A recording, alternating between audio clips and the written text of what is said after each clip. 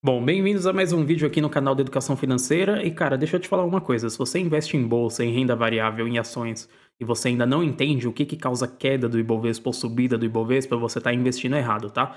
Como eu já falei nesse canal aqui, investir é um estilo de vida e você tem que ter o mínimo de informação possível para você não ficar perdido e poder tomar as melhores decisões. Então, se você não sabe o que é ainda, nesse vídeo aqui eu vou te explicar. Eu vou te ensinar quais são os principais pontos e o que realmente ocasiona uma subida ou uma queda do Ibovespa no geral, tá? Então fica até o final desse vídeo que eu vou discutir vários pontos aqui com você que vai ajudar você a não perder dinheiro a longo prazo, tá? Começando aqui pelo que aconteceu hoje, né, no dia 3 de março, a gente tem uma queda do Ibovespa aí de quase 3,30%. Chegou a ser uma queda até maior em algum momento aqui do dia, tá? Se a gente puxar aqui de cima, que a gente estava batendo quase 190, até aqui embaixo você vai ver uma queda de quase 5% ali nos seus 4,72. Depois deu uma recuperadinha, mas ficou por aqui mesmo, né? Será que essa queda é aleatória? Será que o Ibovespa sobe e desce sem sentido nenhum? Porque dependendo de quem você acompanha, com quem você conversa, tem gente que vai falar que não tem sentido, que a ação varia sem motivo nenhum, e aí a pessoa não aguenta e vai para renda fixa e perde de ter uma aposentadoria boa porque se desistiu, ficou com medo de ficar perdendo patrimônio, ficou com medo de oscilação. Se você é investidor, você não pode ter medo de oscilação, cara, você tem que ficar feliz. Eu tô feliz com essa queda aqui do Ibovespa, porque as ações estavam todas muito caras. Então, a partir do momento que a gente começa a ter correção, isso começa a abrir mais oportunidades de aporte para você também. Já adiantando aqui um ponto que eu quero comentar um pouco com vocês, o dólar ele estava em queda no último ano desde 6,23 lá até 5,15 reais aqui mais ou menos, tá? E hoje a gente já vê uma subida desse dólar aqui dos seus 5,13 até 5,28.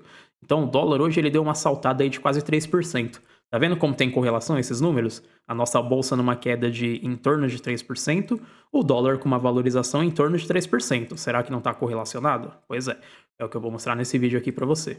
Outra coisa que é importante você ficar de olho são as notícias. Então aqui no Infomoney você já tem uma notícia explicando por que houve a queda do Ibovespa, tá? Muitos investidores vão falar para você não prestar atenção em notícias se você não investe, para você não fazer operações ali na emoção. Eu concordo em parte, mas eu também discordo em parte desse conceito, porque para você investir você tem que saber o que está acontecendo no mercado para você tomar suas decisões, desde que você tome de forma racional, senão você nunca vai entender o que está acontecendo, né? Aqui na própria manchete eles já destacam que foi por causa do conflito no Irã, tá? Que a gente está começando a ter essa queda de Ibovespa, e aí a gente precisa entender como que o conflito no Irã afeta a gente, né? O que a gente tem a ver com isso, certo? Você está aqui no Brasil, você está investindo aqui, pô, o conflito no Irã com os Estados Unidos está derrubando a bolsa do seu país, por que será que isso acontece, né? Aqui você já vai ter parte da sua explicação, tá vendo? Ainda é difícil dizer com precisão qual cenário deverá se concretizar, mas o temor por parte dos investidores é que esses conflitos impactem o preço do Brent, que é petróleo, tá? Caso você não saiba, e sendo assim podendo impactar negativamente a economia de alguns países, como é o caso da China. Se isso acontecer, poderíamos ver o impacto no preço do minério de ferro e na Vale. Então eles também destacam aqui que a Vale pode ser prejudicada por esse cenário macroeconômico que a gente está vivendo aqui, tá? Por aqui, eventual aumento de médio a longo prazo nos preços do petróleo podem forçar a Petrobras a subir os preços do combustível, sendo que a gasolina tem peso de 5% na inflação do nosso país, e o diesel tem peso menos relevante, mas também gera algum impacto inflacionário. Ou seja, devido ao conflito que está tendo, para quem não sabe, o Irã ele anunciou o fechamento do Estreito de Hormuz, que é uma principal rota onde passa muito do petróleo global. Então você tem aí uma questão de oferta e demanda, que a oferta vai ficar muito menor, mas a demanda vai continuar a mesma, porque muitos navios não vão conseguir passar por ali para comercializar o seu petróleo. E isso vai causar uma subida no preço do petróleo. E eu já mostrei para você aqui, em conjunto com outra notícia, que isso pode subir a inflação do nosso país. E aqui eles já destacaram, tá vendo? Os preços do petróleo dispararam nessa terça-feira, impulsionado pelo temor que a guerra no Oriente Médio se prolongue, pelo fechamento efetivo do Estreito de Hormuz e pelos ataques a instalações do setor de energia, que foi outra ameaça que eles também fizeram, tá? O barril do Brent para entrega em maio subia 8,43%, cotado a 84 dólares e 29 centavos. Aí tá falando aqui, né, que depois deu uma desacelerada, com o preço aqui 81,40. E aqui eles já destacam que o Estreito de Hormuz é uma das rotas mais importantes do mundo para exportação do petróleo, o conectando os maiores produtores de petróleo do Golfo, como a Arábia Saudita, Irã, Iraque e Emirados Árabes Unidos, com o Golfo de Omã e o Mar Arábico. Ou seja, muito do petróleo do mundo passa por esse lugar aqui. Se eles fecham a rota, o petróleo não consegue chegar onde tem que chegar.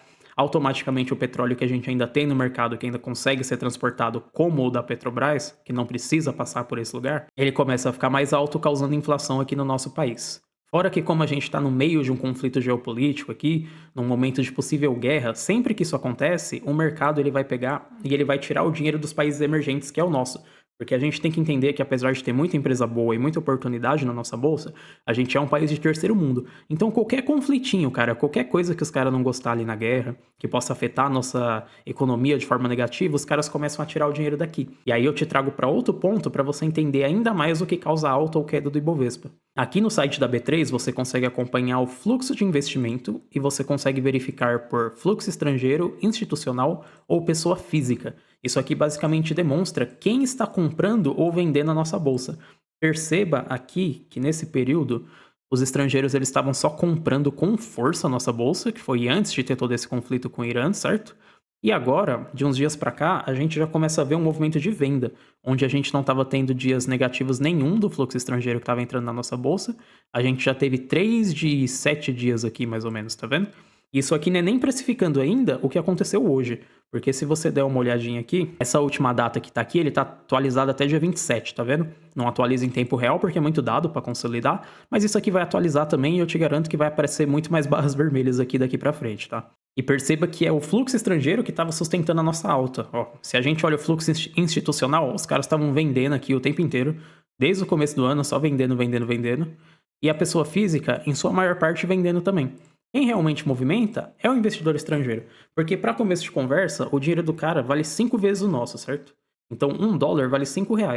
Se o cara chega aqui e ele coloca 1 milhão na nossa bolsa, é equivalente a 5 milhões pra gente. E isso movimenta muito a nossa bolsa para cima e para baixo. Então, quem movimenta uma bolsa são os grandões. Não é eu e você que somos investidores minoritários e coloca nosso dinheirinho aí do CLT para render. A gente tem que ficar esperto em qual que é o movimento desses caras, para você não se lascar, ficar comprando em um momento de hype quando tá lá em cima, e aí os caras tirar o dinheiro e você perder toda a sua valorização.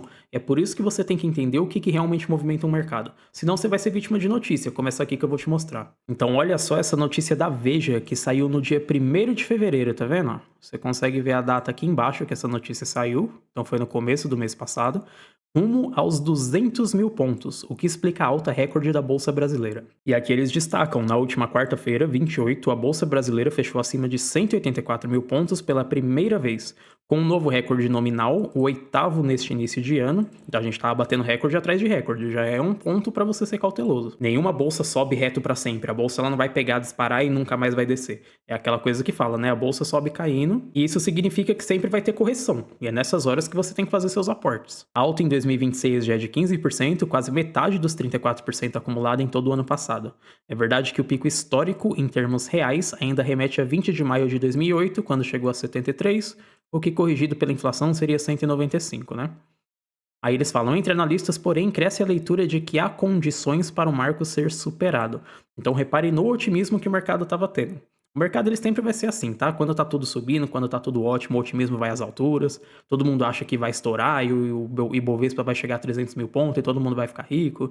A história é sempre a mesma, tá? É bem plausível que o Ibovespa alcance 200 mil pontos nos próximos meses. Próximos meses, pra mim, normalmente é 3, 4 meses, tá? Na minha cabeça. Então, falou aí nos próximos meses e hoje a gente já teve uma queda enorme, né? Mas aqui mesmo eles já destacam, olha só. Para isso, os protagonistas da disparada precisam seguir em cena, os investidores estrangeiros, como eu mostrei para vocês, que já injetaram 20 bilhões de reais só em janeiro.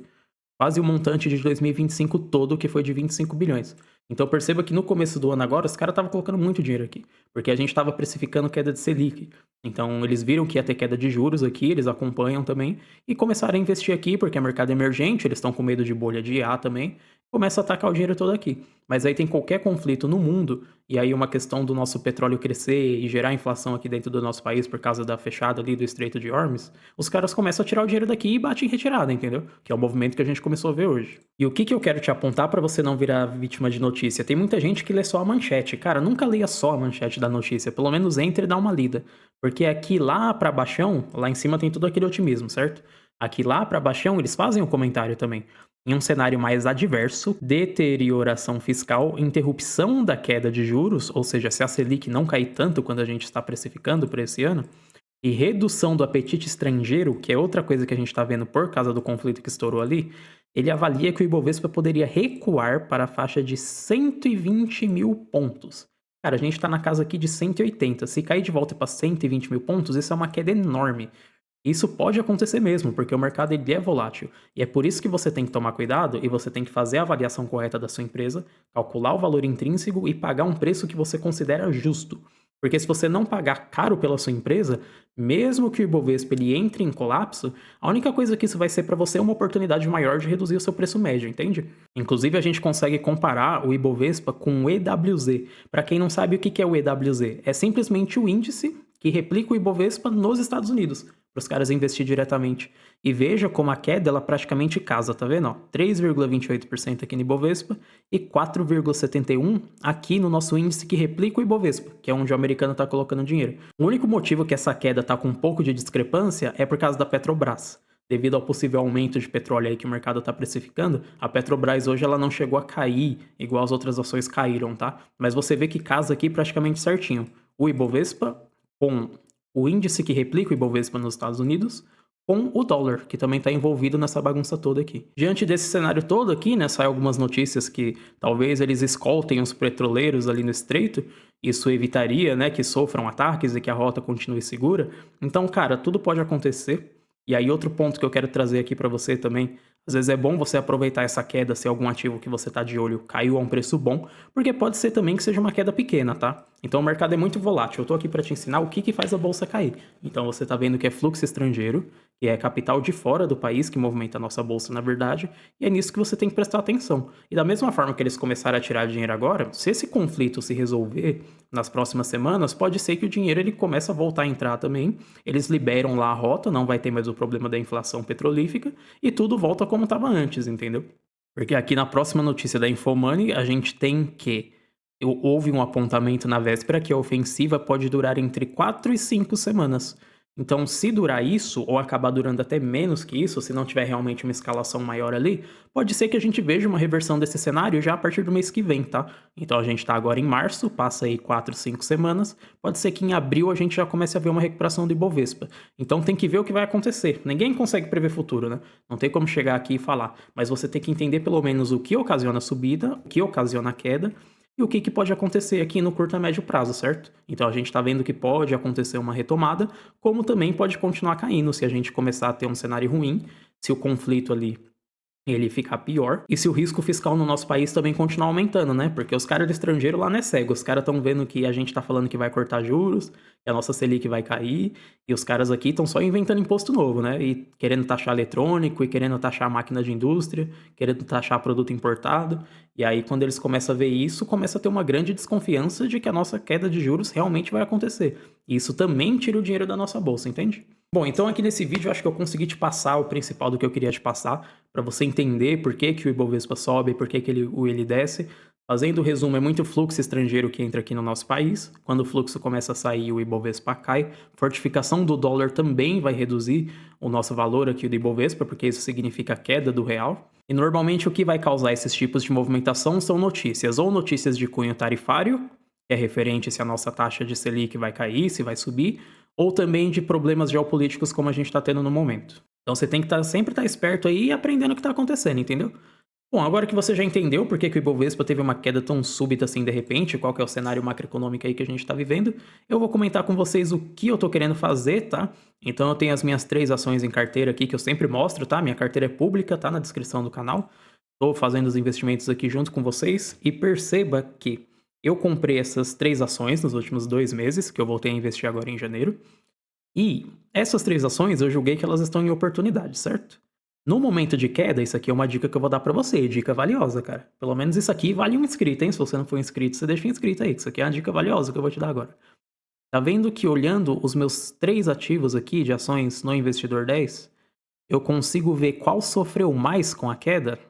Então agora raciocine comigo. Se eu já fiz todo o valuation dessas 3 empresas, se eu já sei qual que é o meu preço teto, e eu já estou comprando esses 3 ativos, automaticamente quando eu olho para minha carteira, eu sei que o ativo de maior oportunidade é o que mais caiu nessa queda, tá vendo? O meu BMG eu ainda tô com 2% positivo de variação, porque eu tô com um preço médio muito bom. Fiz vários vídeos dele aqui no canal, inclusive. Então, teoricamente, né, proporcionalmente, essa aqui seria a pior oportunidade que eu teria no momento, apesar de ter tido queda hoje também. A gente tem BB Seguridade com uma queda de 1,35% frente ao meu preço médio. Então aqui seria como se fosse a oportunidade mediana da minha carteira no momento. E essa aqui, ela se dá como a maior oportunidade, porque perceba que é o meu ativo que mais sofreu queda, na queda do Ibovespa. Então é isso que você tem que prestar atenção para você ver que movimento de carteira que você vai fazer, entende? Porque considerando que você esteja realmente fazendo um bom trabalho em escolher bons ativos, automaticamente quando você olhar para sua carteira, o ativo que tiver em maior queda é a maior oportunidade do momento. Então fica aí a dica extremamente valiosa para vocês. Bom, dito isso aqui, antes de eu encerrar o vídeo, saindo um pouco só da minha própria carteira, a gente tem outros ativos muito bons também que eu ainda não tenho em carteira. Quero colocar aí também, tiveram queda no dia de hoje, tá? A gente vê CEMIG com uma queda de 3,27%.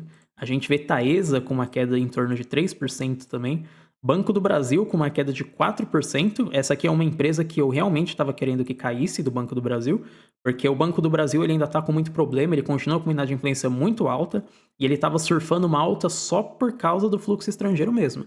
Porque o fundamento do banco ele não melhorou. O banco continua atolado ali, cheio de problema, e a cotação tava quase batendo R$ 30 lá. Os caras estavam só comprando na especulação, né? É justamente isso aqui que você tem que aprender a não fazer. Fazia sentido comprar Banco do Brasil a R$ 30? Não faz sentido, cara. E agora você tá tendo a correção da bolsa. Sempre vai ter correção. Se não faz sentido comprar no momento atual, espere. Não vai de bondezinho que você vai perder rentabilidade. E a Vale também, como eu li na notícia para vocês, né? Se esse conflito aí se arrastar, se prolongar, a gente pode acabar vendo uma boa precificação aqui na Vale que compensa ficar de olho para ver aí quando a gente vai poder entrar, tá? Bom, foi isso. Eu espero que você realmente tenha aprendido nesse vídeo. Como que você entende o que gira o Ibovespa? Não é o acionista minoritário, muitas vezes não é nem o acionista brasileiro, então são os acionistas do exterior mesmo, e você sempre tem que estar prestando atenção aí no cenário geopolítico para você ver o que está acontecendo com a sua carteira e qual que vai ser o movimento, tá? Já falei para vocês o que eu vou fazer, tô olhando o ativo aqui que mais caiu na minha carteira já com olhos de oportunidade, porém como eu sou CLT, não recebi ainda, tô sem caixa, não consigo aportar nesse momento, então a gente vai ver o que vai acontecer aí ao longo do mês, né? Bom, para esse vídeo é isso, gente. Realmente espero que vocês tenham gostado, tenham aprendido alguma coisa aqui hoje. Deixa o like aí no vídeo, se inscreve no canal, que o máximo que eu puder te ajudar aqui, eu vou te ajudar. É isso.